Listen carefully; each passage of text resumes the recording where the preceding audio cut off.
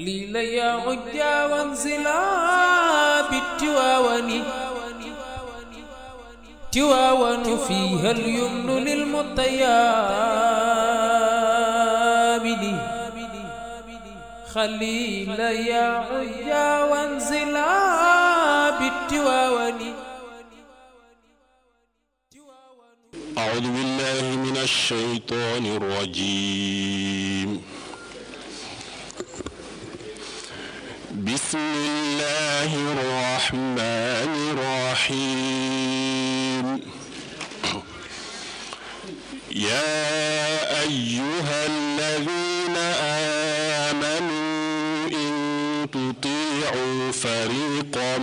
من الذين أوتوا الكتاب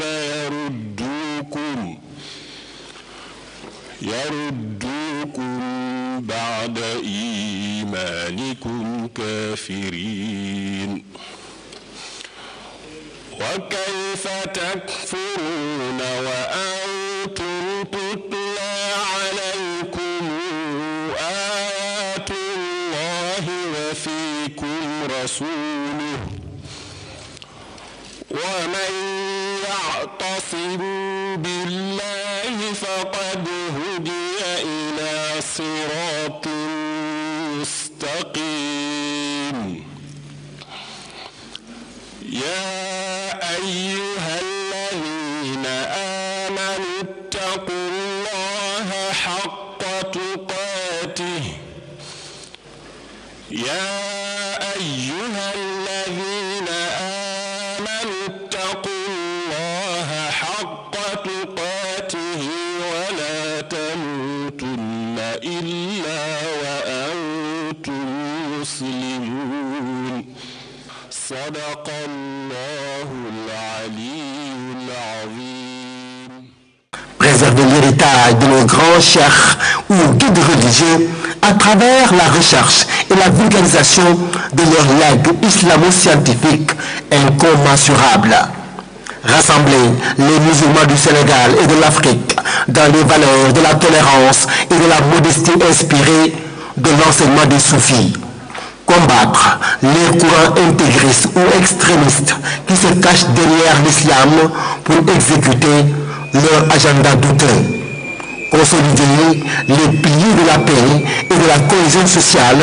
dans nos sociétés à travers l'éducation, l'information et la sensibilisation.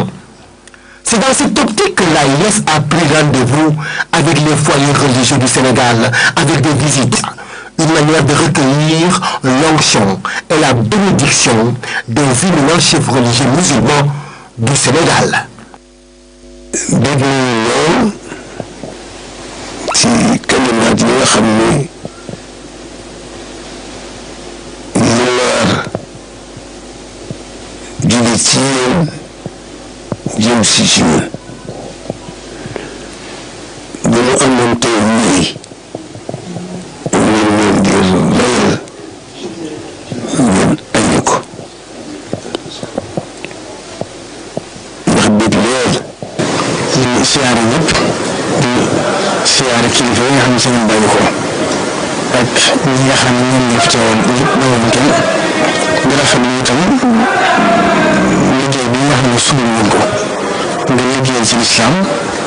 ak sàmm ci ndono tasawuf bi muy xalaat bu am solo boo xam ne képp koo xam ne xam nga fi àdduna toll rek dana la itteel ndax tasawuf ñu ko sëriñ bu am solo waxee sëriñ Ahmad Tijaan waxe ko noonu ñun rek ñu mën a indi jàmm ci àdduna mooy alxemul waxid moom lislaam bi yëpp dañ nañ ci tey loolu ñu koy te itam ñu koy sant yàlla bés bi nag ñu mën fàttali am na bés boo xam ne bii bàyyi fajar la bàyyi ko fii di takkusaan bi laata nag fekk na mu wër mboolem kër yi nga xam ne ñoo daje fii nii tey. nee na mu ngi am mbégte moo xam ni. xamuñu fu mu commencé xamuñ fu mu yem. xam na daa fi mu commencé ndax seen mbir moo ko waral waaye fa muy yegg nag ak fa muy yem xamu ko. jotaay bii nag. nee na jotaay bii. rafetlu nañu ko lool. nee na rafetlu nañu ko lool ci suñu xol. ñu ñaan yàlla mu sax. nee na ñu ñaan yàlla mu sax.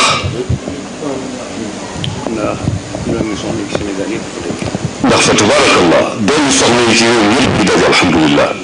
pas-pas bi nga xam ne moom lañ indi ko yàlla ko yàlla dëgëral.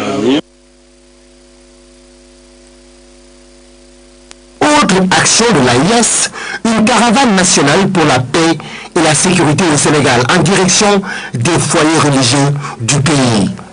Une initiative de l'association islamique pour servir le soufisme. Ces bonnes volontés issues des différentes familles religieuses du Sénégal, sous la houlette du Serigne Mame Cheikh Mbacké Khadim Awa Ba, ont pris leur bâton de pèlerin pour porter la bonne parole. Ce périple les a menés successivement à Touba, Tivaouane, Louga, Saint-Louis, Médina Gounass, Pal, Ndiassane, Thiénaba et Kaolack. À Touba, une étape. L'onction du khalife général des Mourides est assurée. Prière et bénédiction ont ponctué la rencontre.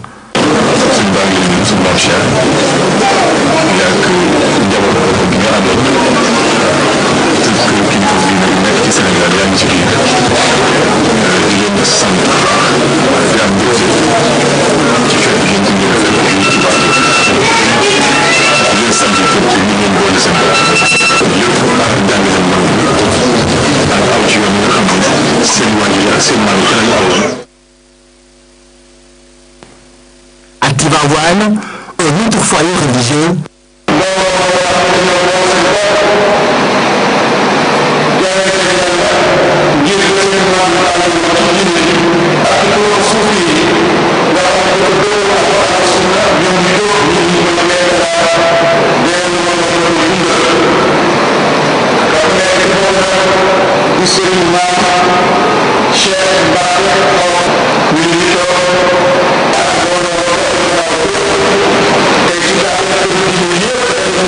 À Kaolack, Mame Cheikh Mbacké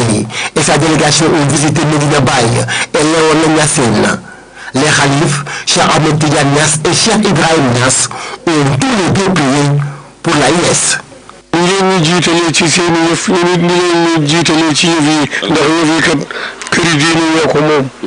kon nag yéen bu ngeen jógee gemb ne yéen ngi defaral l'islam te jaare ko ci kër sëriñ si voilà ku naa leen kër sëriñ si ñu lu dul jóg jàppale leen téye leen fonk leen bëgg leen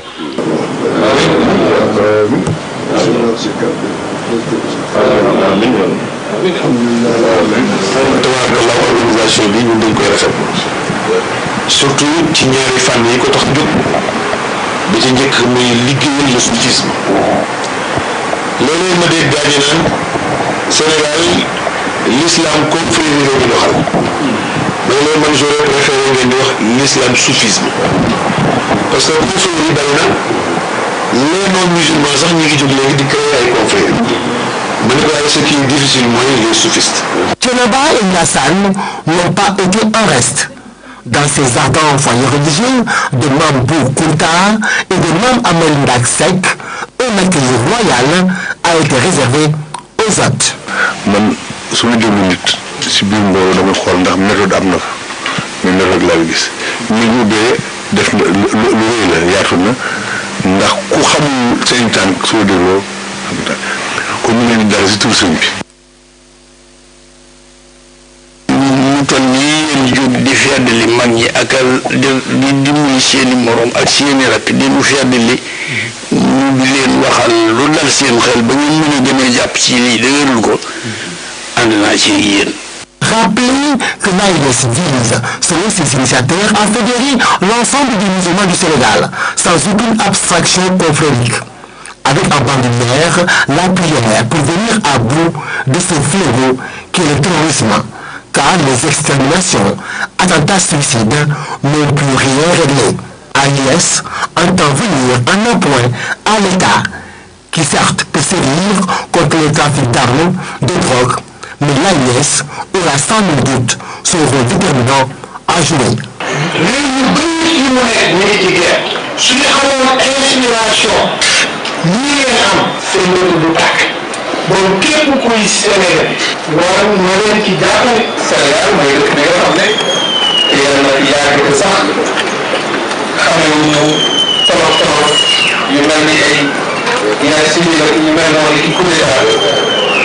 te defe naa ne ñi nga xam ne moom la ñu war a jàll wàcc defe naa ne moo tax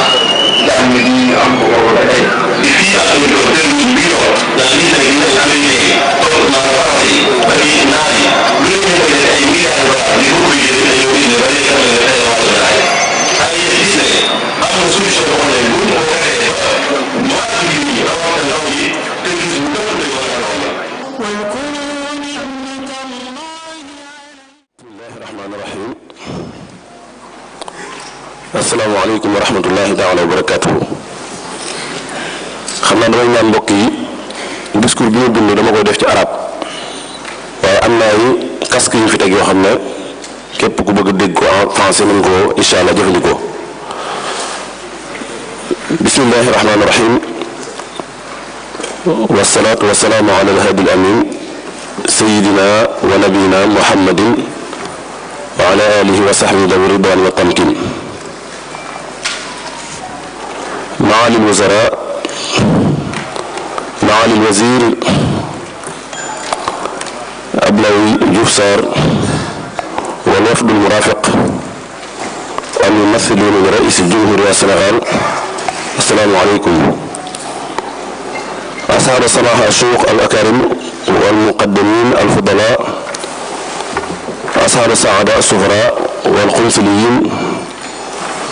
أصحاب الفضيلة الأساتذة والباحثين داخل السنغال وخارجه أيها الحضور الكريم السلام عليكم ورحمة الله تعالى وبركاته أصالة عن نفسي ونيابة عن إخواني وأخواتي أعضاء الجمعية الإسلامي لخدمة التصوف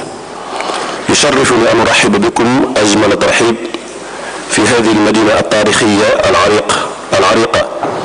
من مدينة دكار منارة العلم والمعرفة والتلاقح الثقافي والحضاري. كما نسعد أيضا بترحيبكم في بلد التصوف والذكر والدعوة الإسلامية السمحة الخالية من العنف والتطرف الفكري. هذا البلد الذي كان وما زال يضرب به المثل بصفته نموذجا ساطعا للإسلام المعتدل والهادي الذي يجمع ولا يفرق ويحاب ولا يعادي ويحتضن الإنسان بوصفه إنسانا دون اعتبار للون والجنس والطائفة. ولا ريب أن العالم في وضعيتنا الراهنة لفي أمس الحاجة إلى استلهام هذا النموذج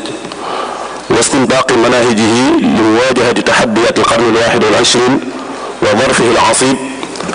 حيث تعيش الإنسانية وضعا مقلقا ومحيرا تتعالى فيه أصوات العنف والكراهية والإقصاء وفرز الإنسان وتصنيفه على أسس غير علمية ناهيك عن كونها أخلاقية. اسمحوا لي أيها الجمع الكريم أن أستمطر شابيب الرحمة على أرواح خلفائنا الصالحين الشيخ أحمد التجانسي المقتول والشيخ سيدي المختار المكي والشيخ عبد العزيز الأمين والشيخ الحاجي إبراهيم ياس الخليف لولا ياسين والشيخ مصطفى سيسي بمدينة بير والشيخ بنان ولد الشيخ طالبية، داعيا المولى عز وجل أن يتغمدهم بواسع رحمته ويسكنهم فسيح جناته آمين. والجدير بالذكر هنا هو أننا إذ نحيي ذكرى خلفائنا الأفاضل فإنما نهدف إلى إبلاغكم أن تأييدهم ومساندتهم لجمعيتنا ظاهرا وباطنا هي سر بقائنا بعد قضاء الله المبرم في الأزل. أيها الجمع الكريم، إن المنظمين لهذا الملتقى التاريخي ينخرطون جميعا في سلك منظمة غير حكومية تأسست في 16 من شهر يونيو لعام 2015 لمواجهة التحديات التي تقف حجر عثرة أمام مسيرة الأمة متمثلة في أعمال عنف وتطرف وإرهاب، وهي بكل تأكيد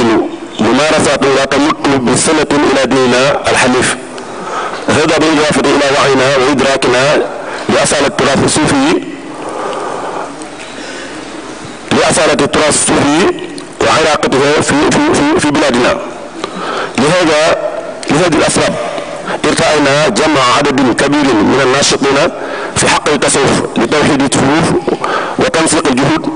بهدف استئصال هذه العقبات والعوائق وباعتبار التصوف صمام أمام هذه الأمة وأداتها الأكثر فعالية لبناء المسلم الراشد السوي في هديه وتصرفه. ولا غرو في ذلك، فالتصوف كله مقتبس من القرآن الكريم والسنة المطهرة، واتساقا مع مبادئنا وانسجاما مع أهدافنا قامت جمعيتنا الإسلامية لخدمة التصوف بنشاطات عدة بهذا الصدد. في عام 2016 نظمت الجمعية خافلة السلام بالتعاون مع السلطات السنغالية المحلية لتوعية الناس وتبصيرهم بأهمية ترسيخ دعاوى السلام والتسامح والأمن. كما أنشأنا عدة مجموعات في شبكات التواصل الاجتماعي للتحاور مع الشباب بهدف تغيير بعض القناعات الزائفة والأفكار المتطرفة التي روجها بعض المرتزقين المتقنعين زورا وبهتانا تحت ستار أهل السنة والجماعة، وهما منهم براءة كبراءة الذئب من دم يعقوب. أيها السادة الكرماء، إن السلام يعتبر مقدسا دينيا، لذلك حرصت عليه العقائد والشرائع السماوية، بل سعت جميعها على صيانتها ورعاية الكليات، ما بات يعرف بالكليات 5: الدين، النفس، العقل، المال، العرض. وقد دعا القرآن المؤمنين جميعا إلى الدخول في السلم والبعد عن منهج الشيطان. قال تعالى: يا أيها الذين آمنوا ادخلوا في السلم كافة ولا تتبعوا خطوات الشيطان إنه لكم عدو مبين. ولنا أيضا في تراثنا الصوفي السنغالي ما يدعم هذا الاتجاه ويقويه نظريا وعمليا. يقول أحد مشايخ هذا البلد وهو الشيخ أحمد بامبا المكي مؤسس الطريق المريدية: ولا تعادوا ما رأيتم فاه يخرج لا إله إلا الله، فكل يرجى لحضرة الله واحدة، سواء انتمى إلى الجيلاني أو انتمى لأحمد التجاني أو لسواء الأقدار، إذ كلهم قد على سواء. ومثله الشيخ حاج مالك سي رضي الله عنه مؤسس الزاوية المالكي التجاني بالسنغال: الطرق كلها إلى الرحمن موصلة مسلك بأجاني. وغيرها من شيوخ هذا البلاد وعلماء الأجلاء الذين تبنوا منهج السلم والتسامح في الدعوة والتربية والتزكية. الحضور الكريم،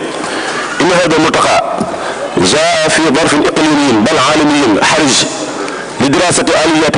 تجذير ثقافة السلام والتسامح والوئام، بتحديد مقومات السلام وتشخيص مهددات على مستوى الأفراد والجماعات، مستانسا قدر الإمكان بتراث متصوف الأمة وعلمائها الربانية الذين بهداهم نأتسي ونهتدي. من هذه التجربة بدراسة وتوصياتها واتخاذ مسؤوليتها كاملة إزاءها حتى يتم استئصال شيء من الخطابات التي تدعو إلى التكفير والعنف والتدمير، حتى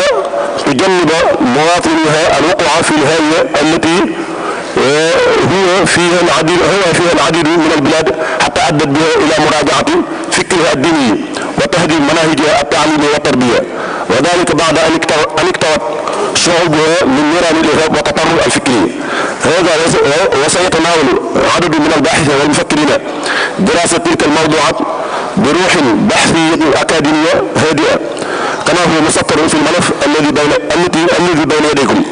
وفي نهاية المطاف اسمحوا لي أن نشكر مجددا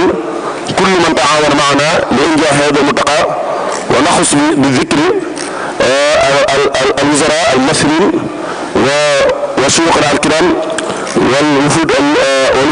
التي جاءت من الخارج وأعضاء الجمعية الإسلامية لخدمة التصوف. كما لا ننسى أيضا ضيوفنا الكرام التي أتوا من بقاع الشتى من المغرب وتونس وموريتانيا ومالي وغينيا وسائر الحاج وغامبيا. داعين المولى جل شأنه أن يوفق الجميع إلى ما فيه خير البلاد والعباد. والسلام عليكم ورحمة الله تعالى وبركاته.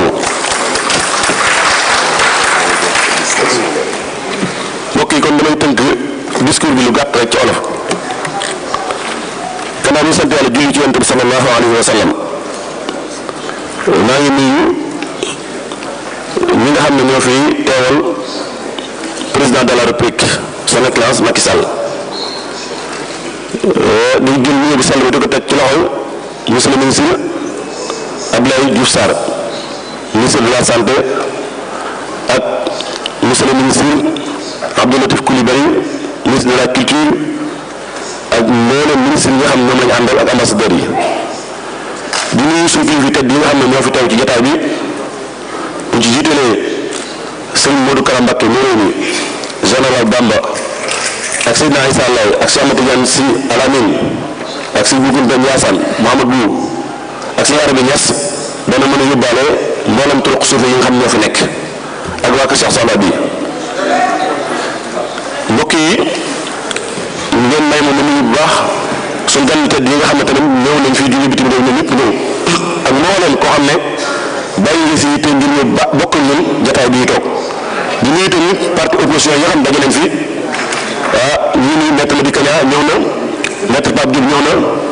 monsieur le ministre conseil Youssou Ndour yabal na Mara Dieng ñëw na naka noonu Karim Wade tamit yabal na forte délégation ñëpp ñëw nañ mbokk yi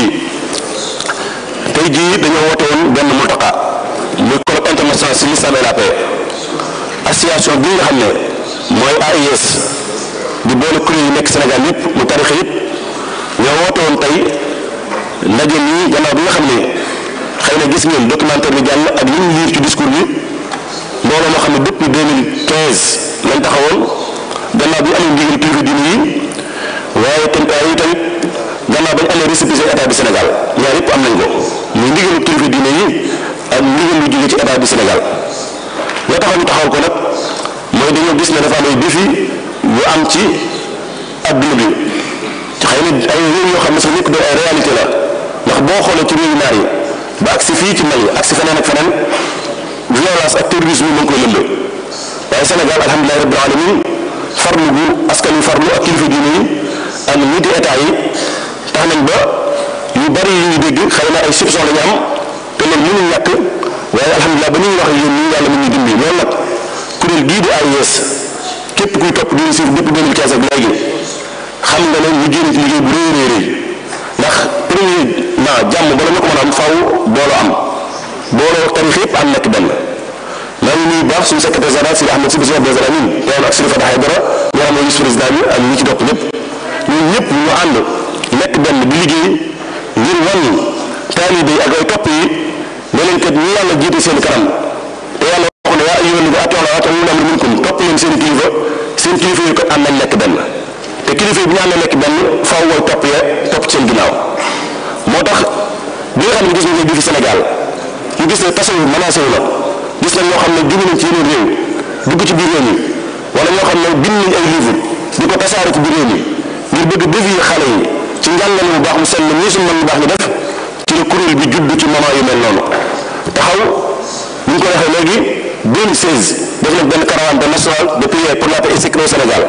pour nan lañ mën a fexe ba sensibiliser ndaw ñi ñu bañ a def violence muy seen arme waaye nañ def seen arme muy la prière bi Cheikh Ahmadou Tall defoon lu armam suñu yaay maay defoon ko suñu Tuubaa defoon ko Boukounta Ndiassane ñëpp defoon ko loolu yaakaar naa képp ku doon suivre AIS ci ak moo xam internet bi gis na loolu liggéey bu dee ci liggéeyam fexe nañ ba sensibiliser ndaw ñi xamal ne leen seen arme warut a nekk extrémisme warut a nekk maanaam kalachnikov warut a nekk terrorisme warut a nekk violence waaye seen arme xool leen seen naam yu baax wala seen baay yu baax wala seen sëriñ yu baax dañ defal seen arme te mooy seen salaatu faate wala seen xasida loolu yàlla dimbali ba ndaw ñu bare am nañ ci lu mel noonu ci 2017 bi ñu ne leen jëmale suñu liggéey ci réseaux sociaux yi ci lañ créé ay groupe WhatsApp yu bare ñu bari sàggane ay compte Facebook ay YouTube dajale fi borom xam-xam murid xaalis yaa mbool turuq yëpp ñu daje fa tar xale yi nga xam ne dañuy bëgg a doonal am bu turi ne foofu ñu tar leen fa fexe ba xale yu bare yoo xam ne am nañ seen i son am nañ seen i wax yoo xam ne nee nañ bu ñu war a liggéey bi nga xam ne kuréel bi dana ko liggéey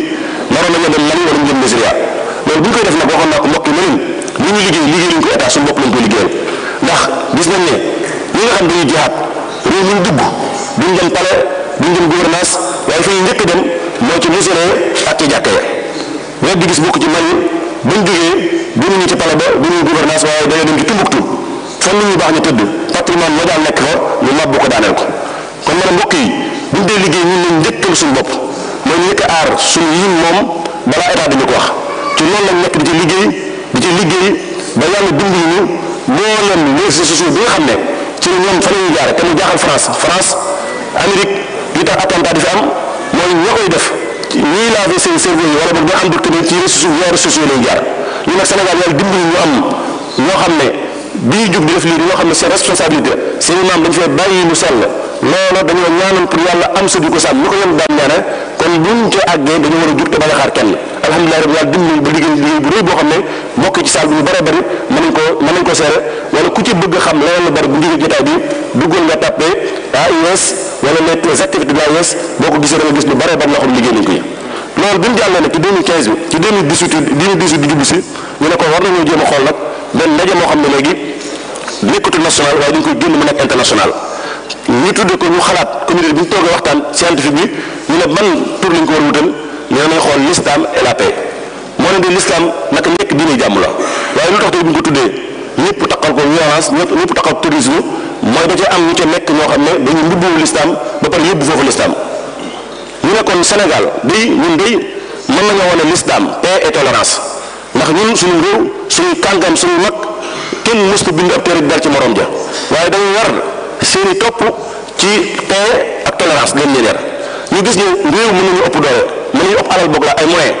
mooy réew naar mën nañu ëpp ay moyens ba mën a organiser loo xam ne kawe na ñu ne waaye bu ko tuddee ni l'islam ak jàmm lay doon réew ma nga nekk mu réew mu ak mu manti doon ci réew yooyu boo gisee tut da nga gis wala balaa ngoon a jot da nga gis attentat wala da nga gis jàkk bu nekk wala église wala marché buñ taal kon loola la tax mu am fu mel noonu dañ koo jàngale seen école moo tax mu mel noonu Sénégal nag alhamdulilah rabbi ba ñuy dégg wala bu ñu ko fi dégg kon bu ñu waxee ne organise nañ islam et la paix adduna bépp mën nañu déglu xam ne ñun bu ñu ko waxee am na ci expérience ndax dund nañ ko te ba léegi ñu ngi koy dund ñu wan ko adduna bépp ci kaw loolu ñu invité bitim réew di invité ñu bare bare pour ñu war a ñëw pour fekk suñu mbir mi bu ko defee daal kon mbokk yi lii moom laa tënkoon ci discours bi xam naa incha allah rabbi après temps bi moo xat waaye après incha allah rabbi dees na ko distribuer ci mbooloo mi bu dee ñëpp daal ci jot duñ jeexal nag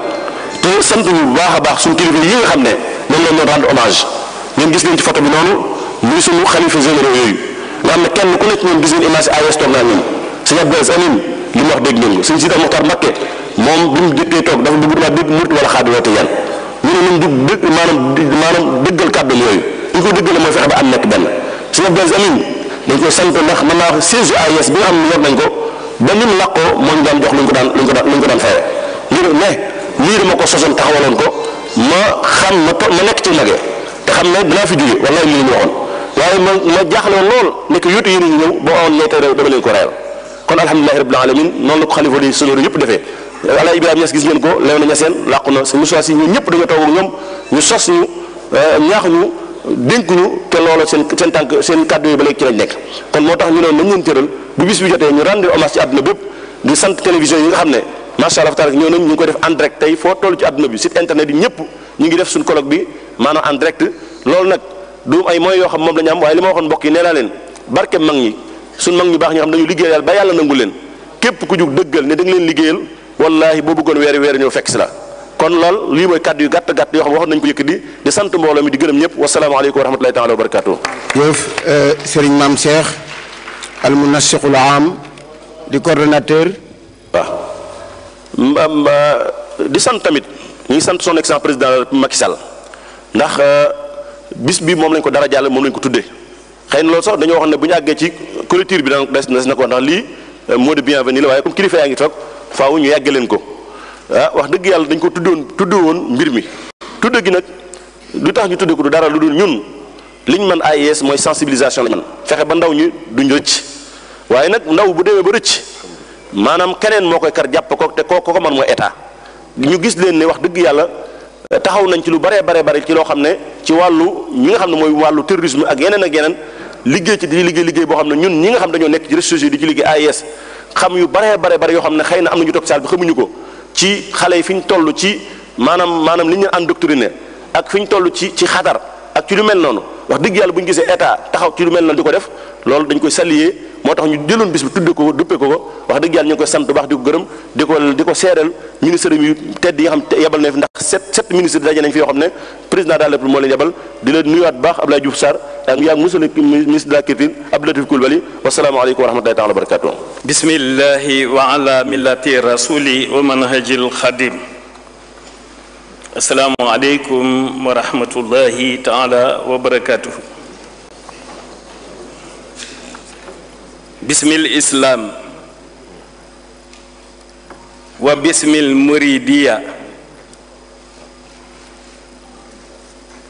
wa bismil muntaqa al khalifa al muridiya wa bismi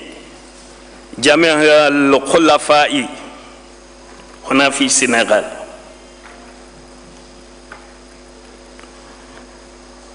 assalaamu aleykum wa rahmatullahi wa kurus boo jàppee benn per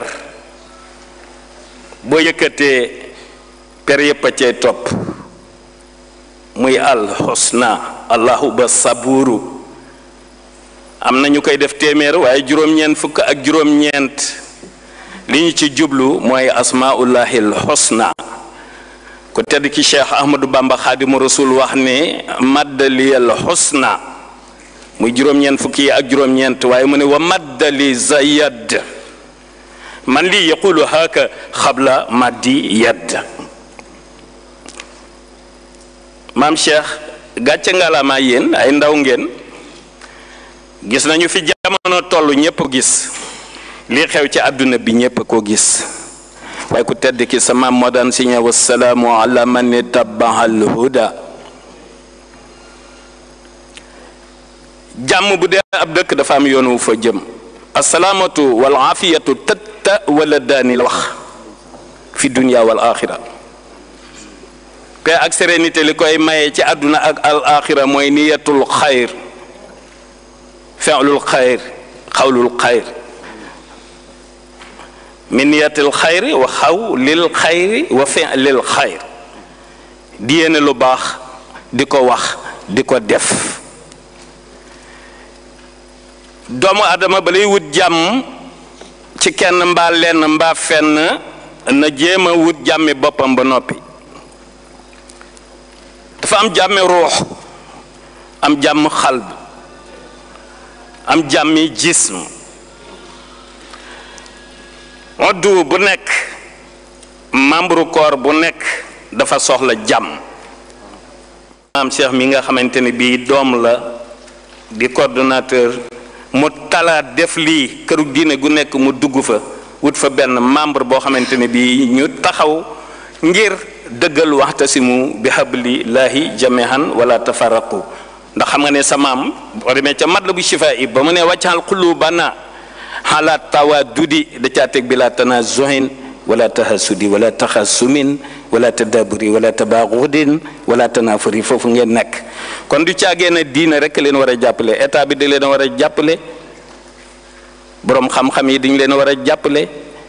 ñi nga xamante ne bi yàlla da leen a mane gan dañ leen a war a jàppale économiquement financièrement. duma ci mën a sori ndax kilifa yaa ngi nii Seydina ngi ci sama wet waa kër Cheikh Abdoul Aziz a ngi fii ñëpp a ngi fii doo mën a lim ñëpp waaye ñu leen di xamal ni daal wàññi boo gis ñaare ci benn lay tàmbalee. waaw boo ko taqsirul wàññi boo gis ci benn lay tàmbalee defe naa ni nii mu demee nii bu beneen yoonee bu ngeen koy defaat dina gën a yaatu waaye rek bi ma waxee al wirdul maxuuz ba noppi te Sëriñ Tuubaa daan si ñëw wasalaamu ala man ittabaal huda gis nañ ci ik fi nii de moo wax ni yàlla anta salaamu lazi sallamta kulliya min xuyubi nafsi bi tayin minka yàllaahu te ay waxam day barkeel ndax malaayika yi dañ koy jël di ko yóbbu arash comme ci bayit woowu ci ik fi nii ca leer ga ca barke ba ñu ngi cey taatan ndax itam nag lu yëngal arash xajul ci dara kon nanu ñaan ci bis bi tey ci barke bayit woowu ngeen am ndam ngeen am ndaw du ngeen ko am rek ci tasawuf ndax tasawuf mooy sellal te ñëpp sellaluñu waaye nag ku tedd ki ba mu ne yaa malikal mulki yaa man jalla an xawadin irham jamial wara la ci tegoon yaa hadiyan rada nit ku nekk ak ni la yàlla bindee ñaare bu ma tuddee ku tedd ki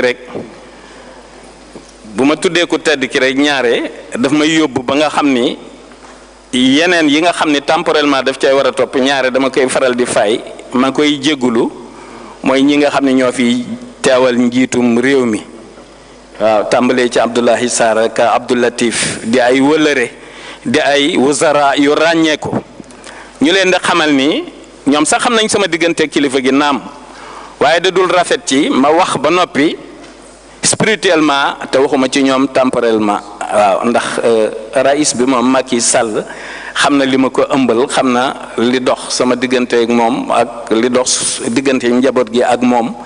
ngeen baal ma ko asalaamaaleykum wa rahmatullahi wa barakaatu. kon bismillah. asalaamaaleykum xanaa di jéggul rek ndax suñu biir kàddu muy grand sëriñ de Dakar Abdoulaye Makhtar Diop mi nga xam ne moo ñu dalal fii ci Dakar yilif ko wax dëgg fa yàlla dañ ko fàttoon bi ñuy wax suñu kàddu te dañoo dalal ndakaaru waxtaan ak ñun sas ñu conseil ñu ànd ak mboolem communauté lébu bépp ànd ak imam yëpp ñëw teew si grand sëriñ Dakar ñu ngi lay sant bu baax di la gërëm di la ñaan yàlla guddal sa fan jërëjëf. maa ngi yëkki kaddu si turu son excellence le président Macky Sall président de la République du Sénégal mu yebal ñu fii maak sama doomu ndey sama collègue monsieur le ministre Abdou Latif Coulibaly ministre de la culture ak délégation bu takku ñu ñëw teewal ko tey ci bés bi xamante ne bésu Sénégal la association islamique pour servir le soufisme organiser ko réew mi bon dëgg ñu ngi jël nuyoo bu tedd muy nuyoo lislaam da asalaamaaleykum di ko teg ci loxo monsieur le président Mame Cheikh Mbacké Khadim Awa Ba bu ñu ko nuyoo rekk teg nuyoo bi ci moom mu joxal ñu ko bépp këru diine bu fi teew parce que tey bésu këru diine yépp la bésu Sénégal la bésu communauté bi yépp la Maam Cheikh wax na ko sànq moo tax may jukki nuyoo di ko teg ci loxo Abdoulaye Makhtar Diop grand serigne de Dakar pour que mu jottalil ñu ko tund Ndakaaru yépp parce que mbir mi Ndakaaru la xewe bon nag ñu ngi sant suñu borom di julli ci sangu-sang yi Seydina Mohamed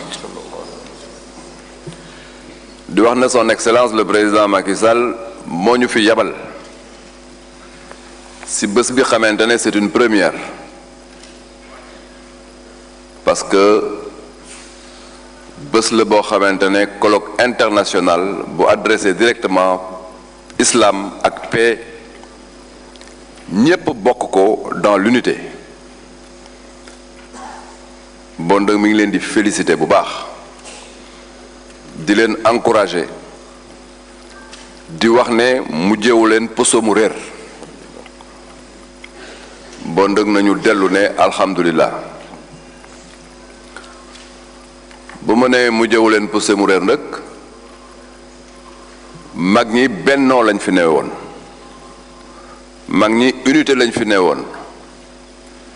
mag ñi taxawal réew mi ak askan bi lañ fi newoon bon dëkk bu ngeen ñëwee yore li ngeen yore taxawaay bu mel nii damay wax ne xam ngeen ne li ngeen yor ndénkaane la li ngeen yor ndénkaane la ndénkaane suñu borom la déjà parce que suñu borom daf doon dénk Seydina Muhammad di ko jaaral ci Jibril mais am na dénkaane boo xamante ne dafa ko ne kaay wuyu si ma bon nag dénkaane boobu dénkaane suñu borom la d'abord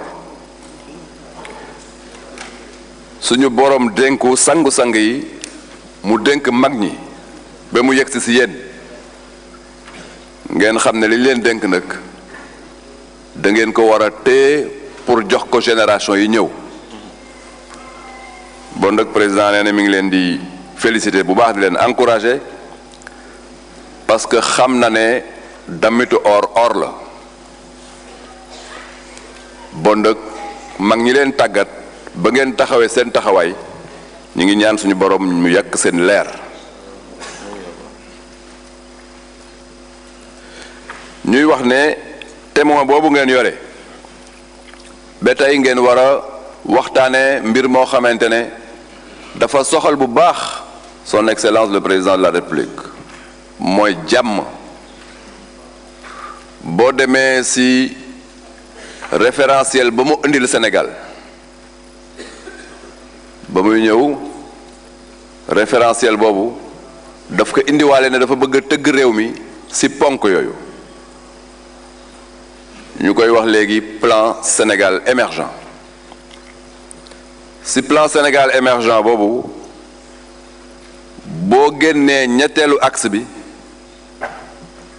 mu ngi ko intitulé tudde ko de manière claire paix sécurité bon nag ci ponku réew mi li xamante ne moo doxal suñu économie doxal suñu bien-être mu nekk li ñuy guider ñuy conduire suñu dëkk wàllu paix ak sécurité daf ci am place bu am solo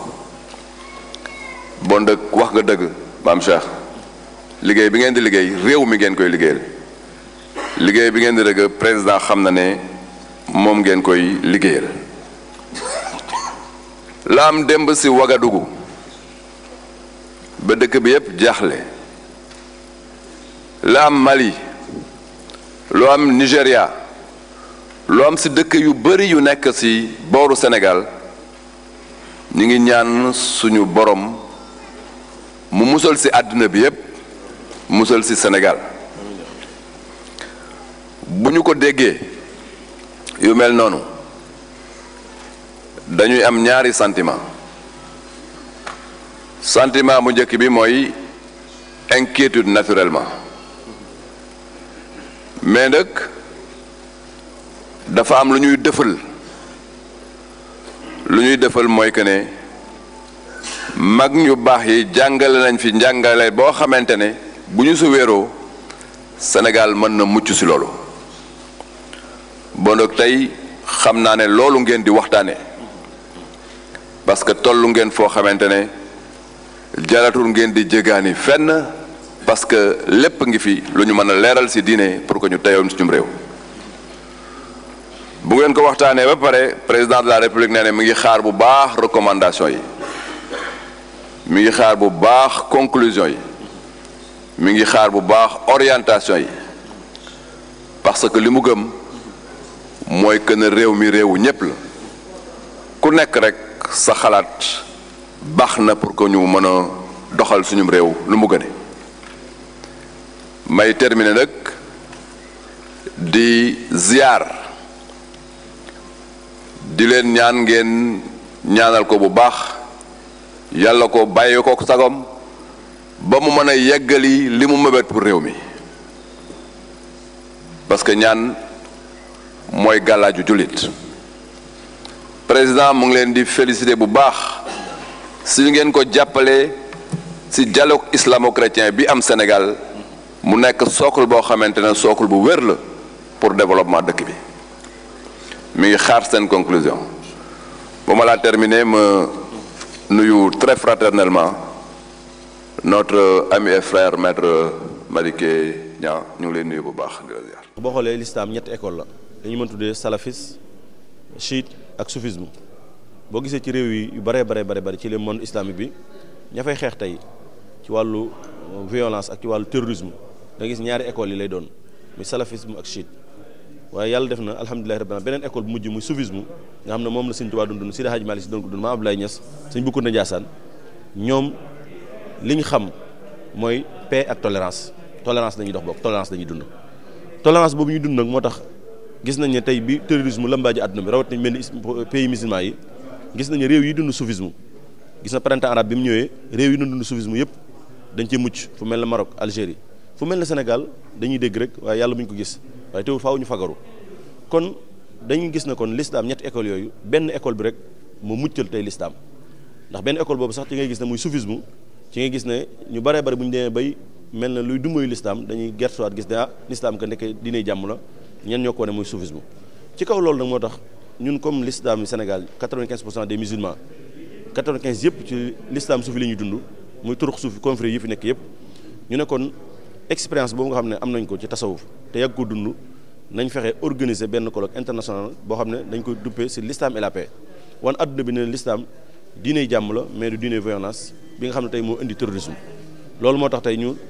def colloque bi def ko ci réewu Sénégal ndax réewu Sénégal li tax ñu tànn ko defe ko fi mooy dëgg la ñun ay Sénégal lañ waaye mën nañu ko génne ndax tasawu fépp la nekk waaye dañoo gis Sénégal moo ci gën a yi jekk gën ci yell ndax Sénégal xamuñu xeex xamuñu xuloo xamuñu xiiroo xamuñu ŋaayoo li ñu xam mooy l'islam paix et tolérance ci côté bu mënti doon moo tax ñu ne kon nañu ko indi fii woo nag bitim réew ñi nga xam seen réew dafa am problème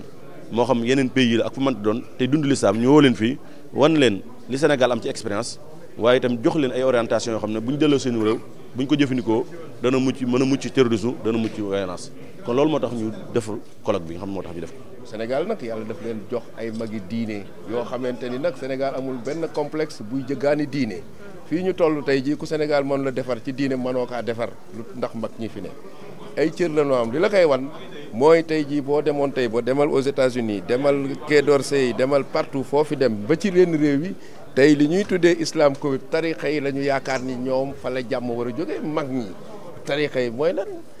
diine mooy cosaan mais mag ñi ñoom danoo jàngale diine mag ñi baaxee na leen ñoom dañoo yoroon saabu di fóot ku tilim rek ñu fóot saroo delloo yàlla loolu moo leen may jàmm ji ñu am tey te nag nit mënu la jaamu yàlla te amul jàmm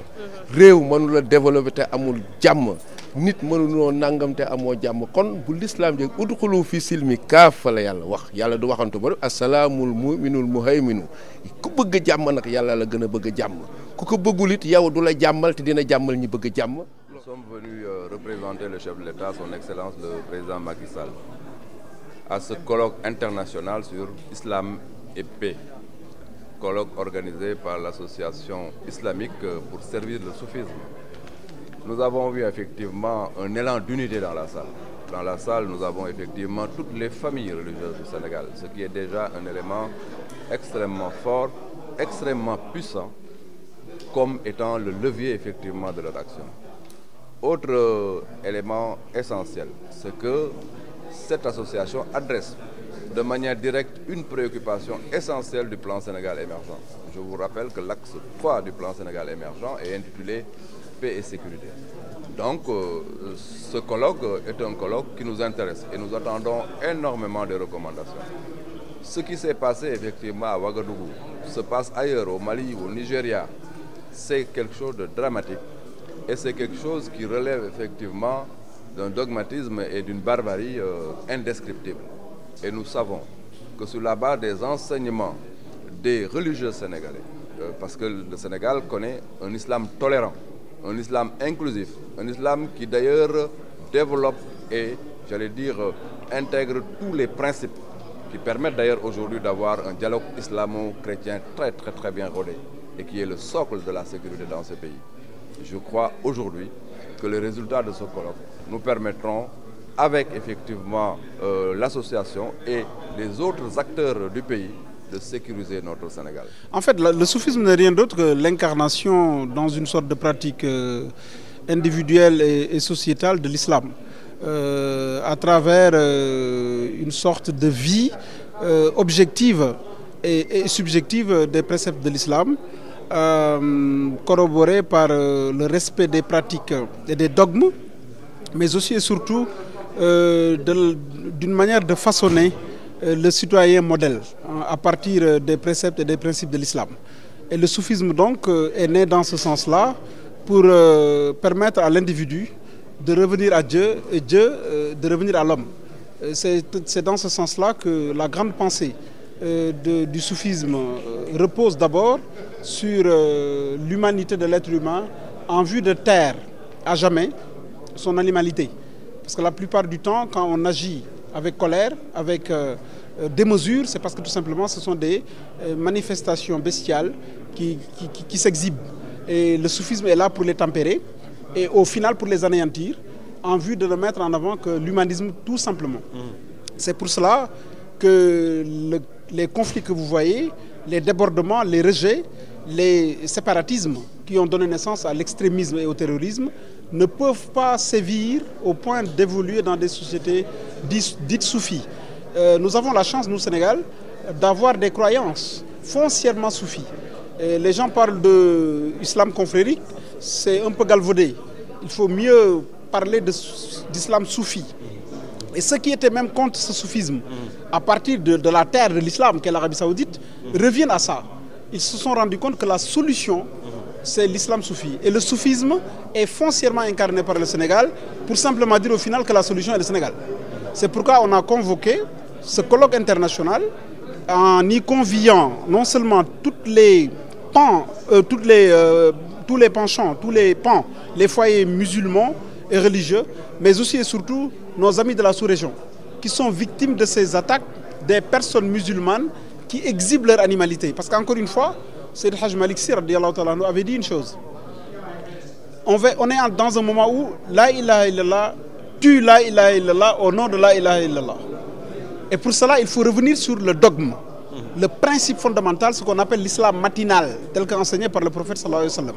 Et heureusement, cet appel a été bien entendu et par les autorités étatiques et par les autorités religieuses et le Sénégal entier. La preuve, vous êtes là, la presse sénégalaise et internationale est totalement présente. Parce que c'est un enjeu d'envergure mondiale, actuel aussi. Parce que le terrorisme est à nos portes et en nous. Parce que l'autre n'est pas celui qui nous attaque, mais celui qui nous attaque, c'est nous-mêmes.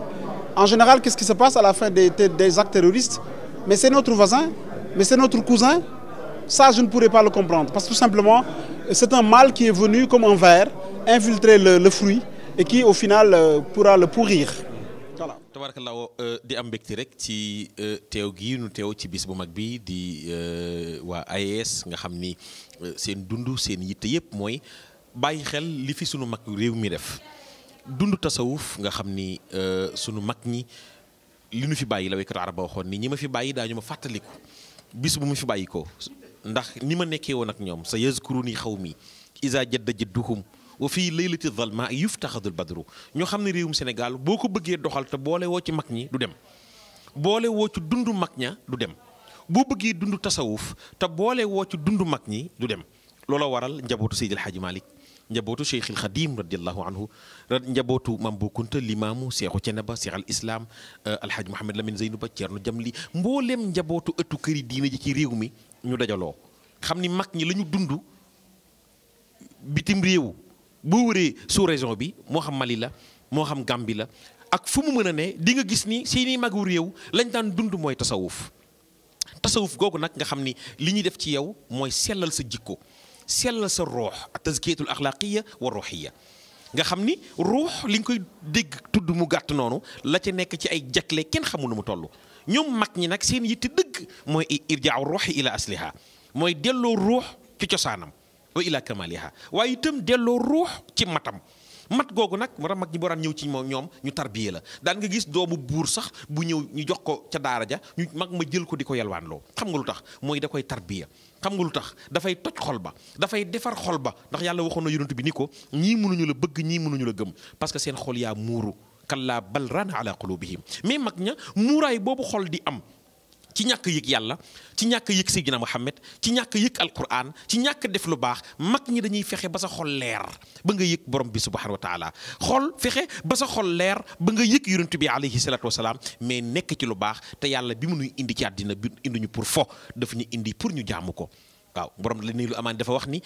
law kaana za lubbin la ay xana annahu maa kaana unshia batilan aw an dadi mu ne yow nit boo nekkoon di ko am xel di nga xam ne rotoo ci àddina ngir mbóorontu moom la Sayyidina Muhammad daan wax ni du ma fo te fo newul ci man te ku ma bëgg doo fo laa dadda min nii wala ana min dadi borom bi subhanahu wa taala yàlla wax ni afa xasibtum annama xalaqnaakum abathan ndax da ngeen a njort ni man yàlla dama am jot nii rek di bind nii rek bind leen pour fo dama leen a bind pour ngeen jaamu ma kon sunu magu réew ñi xam nga daaw ñu nelaw ngir jaamu borom bi subhanahu wa taala amuñu woon jot ngir alquran waaye amuñu woon jot daan lal daara ci réew mi daan jàngale mboolem banaasu xam-xam yi ndax ba nu fii ñëw réew mi ñu ko dëkkee woon di ay ceddo di xeexante ci seen i biir mag ñi ñëw defar nit ñi ba nu xam yàlla xam yonent bi kon Sénégal war nañ leen a bàyyi xel moo tax seen i njaboot dajaloo di dund tasawuf bàyyi xel mag ñi ñaanal leen yàlla yokk seen i leer mais ndaw ñii ñëw ëllëg gën a bàyyi xel sunu magu réew mi asfiya yi ñaanal leen télévision bi yàlla na ko yàlla gën a barkeel ci daraje Seydina Muhammad lila ya ujja wanzila bitiwawani tiwawanu fiha alyumnu lilmutayabidi khalila ya ujja wanzila bitiwawani